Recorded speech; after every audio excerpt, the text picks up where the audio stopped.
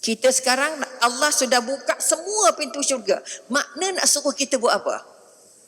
Nak suruh kita gandakan selagi usaha dan ibadah kita. Sebab itu nak jadi pesta ibadah. Hari ini sebenarnya pesta ibadah bukan pesta juadah.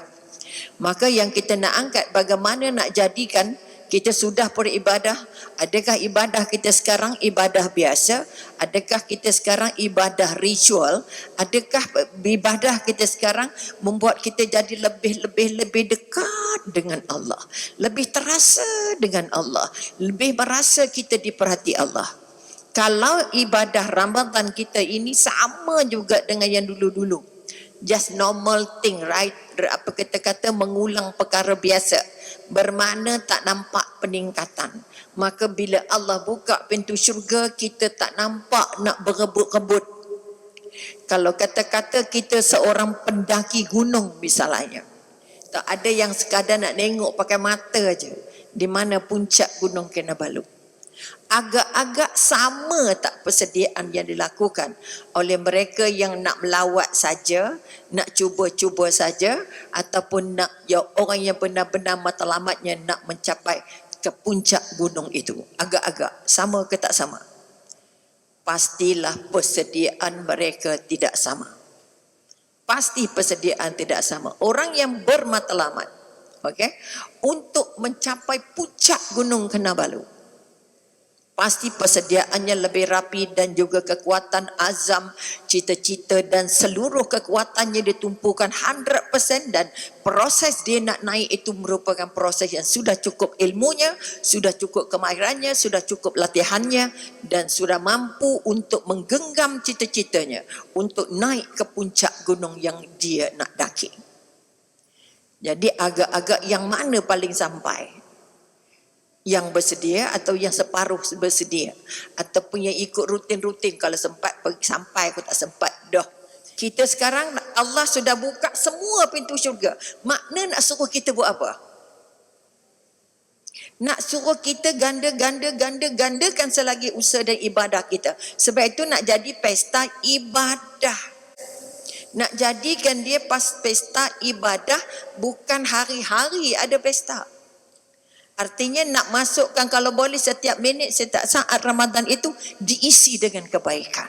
Diisi dengan benda-benda yang diredai Allah. Diisi dengan benda-benda yang mampu untuk menggerak jiwa kita sampai dekat, merasa paling dekat dengan Allah. Sebab kita di bulan ini diberi Allah kesempatan, ya Allah, sebelum kita jumpa Syakban, kita jumpa Rejab, kita jumpa solat, kita jumpa perintah Allah terbesar. Kemudian kita diikuti dengan Ramadan. Dalam Ramadan juga ada solat. Maka mengapa cita-cita, dan kita tak pungut, Allah buka semua pintu syurga. Artinya nak bagi tahu pada kita semua muslimin muslimat, pintunya dah buka, tak payah ketuk. Maknanya apa? Harus double triple effort untuk membolehkan kita sampai ke syurga. Untuk memboleh, kita tak dapat nak buat yang rutin-rutin biasanya je. Kalau rutin-rutin biasa tak sampai.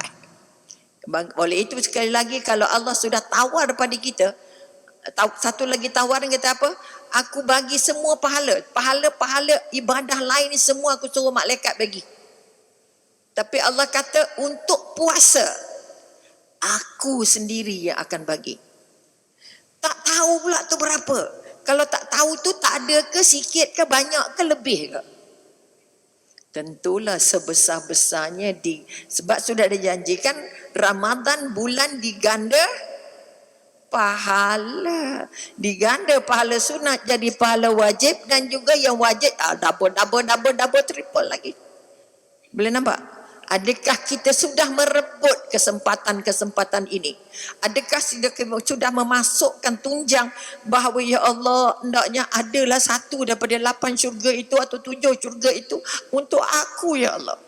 Jadikanlah puasa aku hari ini, Ramadan aku hari ini, ibadah aku bulan di Ramadan kali ini, ya Allah, berjaya untuk lonjak aku masuk ke salah satu pintu itu, ya Allah. Sebab pintu tak payah ketuk dah, pintunya Allah dah buka, lonjak je. Ini yang patutnya ada, daya tarik ini yang patutnya ada dalam jiwa kita sehingga kita tidak ada masa rehat yang tidak berzikir.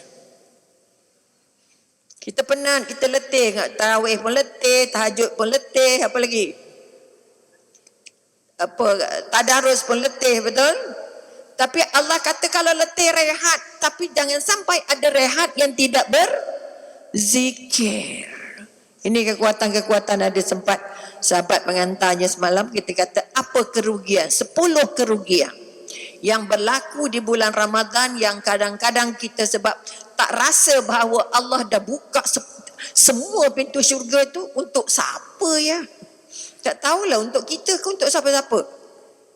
Orang yang tidak mengambil peringatan Allah ini merupakan manusia yang paling rugi. Manusia paling rugi kerana dia tak dapat lonjak. Lonjakan dia mesti lonjak high class. Lonjak orang nak daki sampai puncak. Bukan lonjak untuk orang cuba-cuba, try-try. Biasa-biasa. Tak. Ini yang kita katakan bulan ini bulan paling bahagia untuk mereka yang menjadikan dia sebagai pesta ibadah dibandingkan dengan pesta juadah.